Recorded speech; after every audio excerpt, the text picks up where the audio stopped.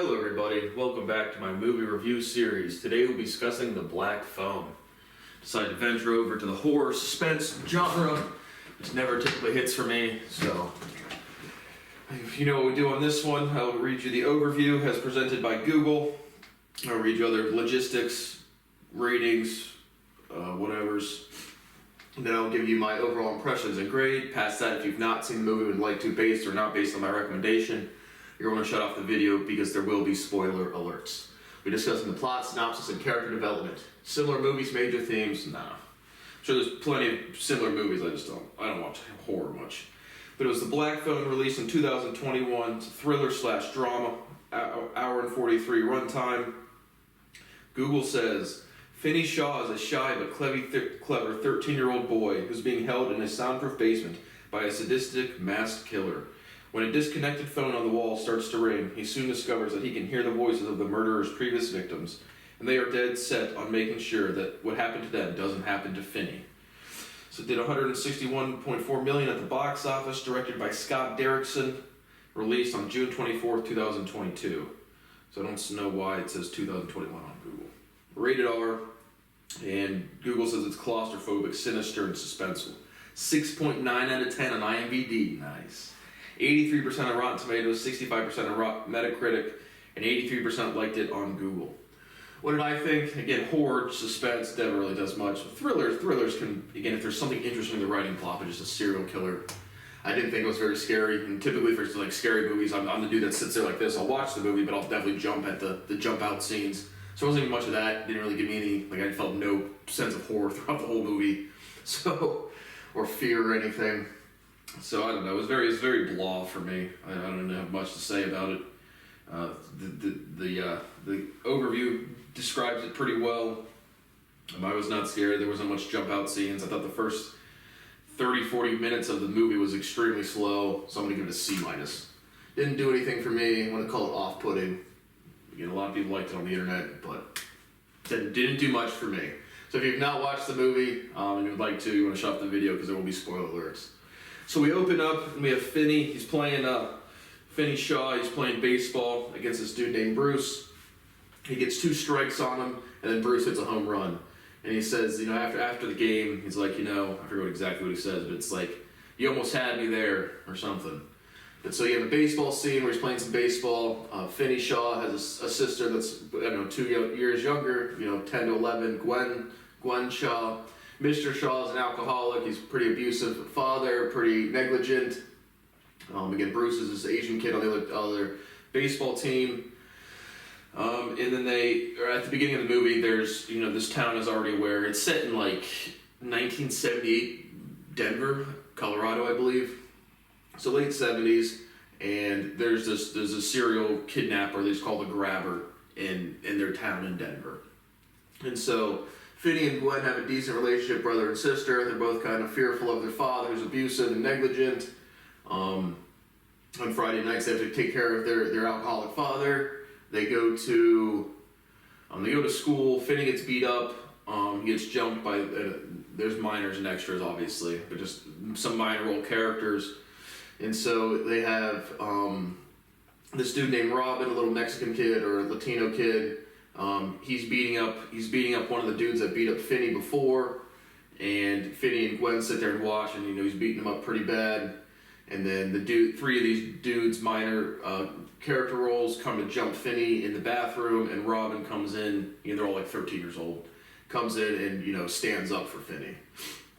So he diffuses the situation, and Robin says to Finney, basically, at some point you're gonna have to stand up for yourself. And so it's not even clear as to when Bruce gets abducted, but again, there's just a lot of headlines in the paper. There's like 5 kids that get abducted, and basically there's some sort of like clairvoyance factor to this, where Gwen, there's no mother in the picture, but I guess the mother had visions or something and led her to kill herself. And so Gwen has these dreams that seem to have some aspect to realism to them. And so she gets pulled out of class and gets questioned by Detective Miller and Detective Wright. And they're asking her basically, how did you know these details about these police cases, about these kidnappings? And so they leaves black balloons. He's like a black clown, like literally the makeup, and he leaves black balloons in a black van. And so Gwen has some visions in her dreams where it's realistic to the point where the police are like, how did you know these undisclosed facts about this investigation? And she's like, they're just dreams, I don't know anything. And then she gets beat, Mr. Shaw whips her really good for the police to show up to his work, I guess, and Gwen, has these visions or whatever in her dreams, and they're questioning Mr. Shaw at work, and he's not happy about that, so he beats Gwen. And so, shortly after that, Robin gets abducted. You don't really see much of him. I mean, just like, you see him walking down the street, the black van pull up with the black balloons, and he gets kidnapped. And so he gets kidnapped, and he gets muertoed pretty quick. And then on one of the nights, again, like a couple weeks go by, and Gwen is going to sleep over at her friend's house, and Finney is going to go home and take care of the father. On his way home, this black van pulls up, and it's a clown, and he drops all the stuff, and he's like, oh, I dropped all of my stuff.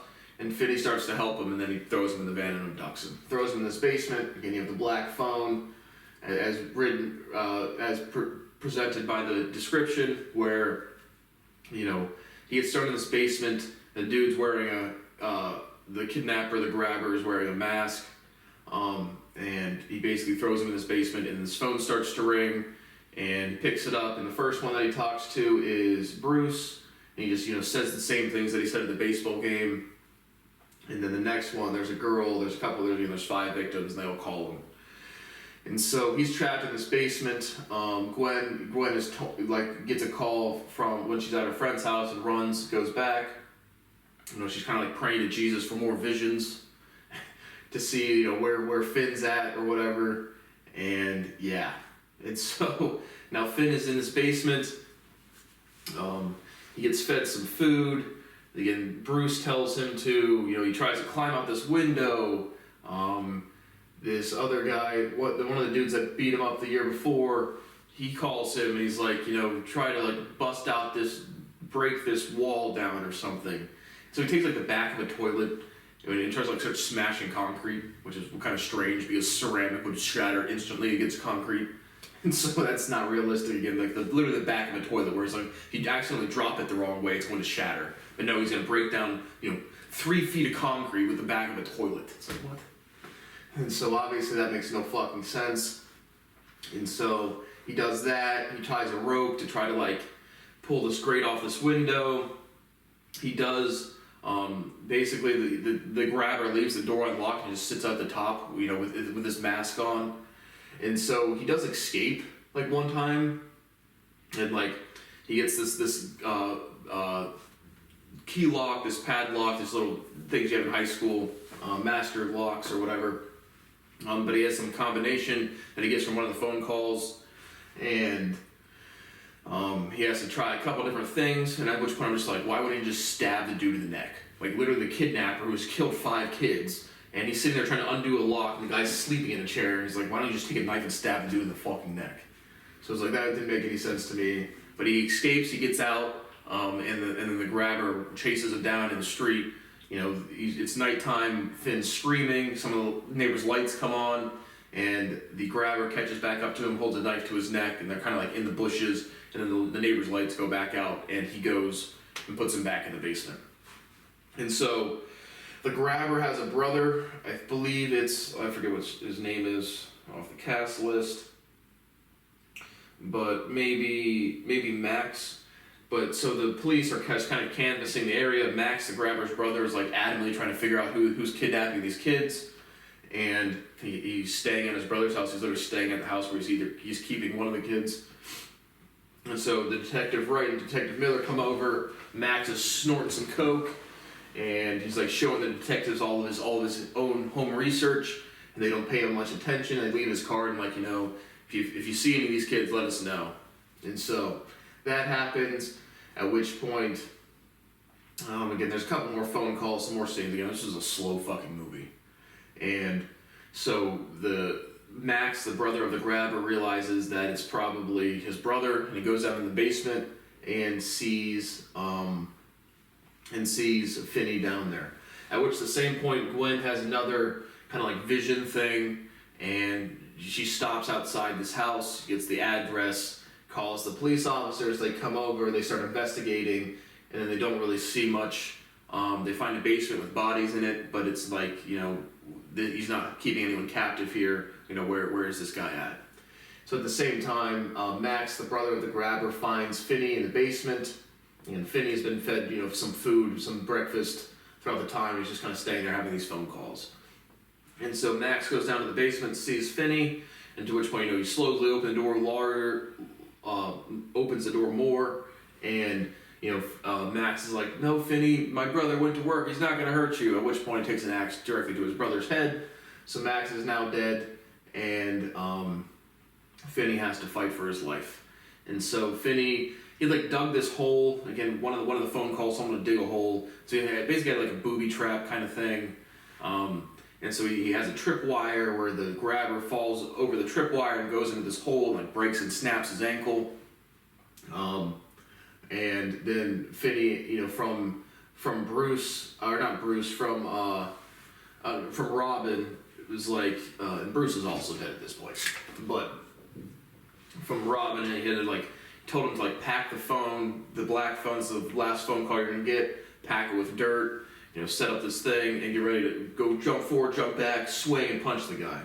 And so Finney beats up the grabber pretty good, at which point he grabs the cable around his neck and snaps his neck. So Finney kills the grabber, and right as the full police force is right across the street, so it turns out the grabber has had two homes. He keeps them in one house and buries them in the other one. And so the police are, you know, investigating this house where they hold his bodies, and Finney's literally the house across the street. And so he comes outside after killing the grabber, and Gwen sees him, and then they reunite, and Mr. Shaw reunites, and they're all, you know, Mr. Shaw's all apologetic and sorry, and they basically, that's pretty much the resolution to the movie. And so I thought it was very dull, it was not scary, it was not, even someone like jump out scenes would scare me, and they just didn't. There was no really jump out scenes. A couple of times when he's on the phone, you have these like people in the background, but it's not like, wasn't much suspense for me. Horror, thriller, you know, thriller's different than horror, but horror movies typically never do much for me. So I just plugged in through another movie, and yeah, this one was not a hit. So that's what I thought overall. C-. Wasn't off-putting. You might enjoy it if you like horror movies. It had some good ratings on the internet. For me, it did literally nothing. So I guess the final scene is kind of Finney going back to school, and all the kids are looking at him. The bullies aren't picking on him anymore, and the girls are like, "What's up, Finney? You're not shy anymore. You killed the guy that's been killing kids. Good job, buddy." And yeah, so pretty dull horror movie, thriller, whatever, and didn't do much for me. C-. So thank you for watching, and I will see you on the next one.